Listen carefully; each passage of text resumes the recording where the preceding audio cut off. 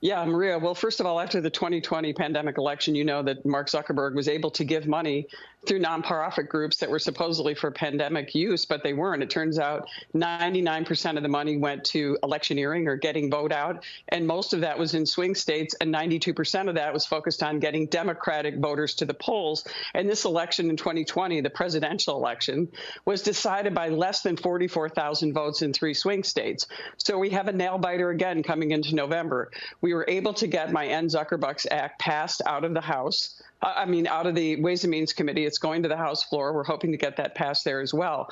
But why it's so important, Maria, is these not-for-profit groups are using money to interfere in our elections. They're using money to prime the pump, to get voters out, to focus on only Democratic voters. And that is still happening. 28 states have banned it, including Wisconsin, which is important. That's one of the crucial swing states. But it's still happening. And what's even worse that we've talked about on the show, Maria, is the executive order signed by Joe Biden in 2021, where the Biden administration is tasking each agency in the federal government, of which there are vast and many, too many, using our tax dollars to do the same thing that Mark Zuckerberg did in priming the pump, getting voters out and focusing on swing states.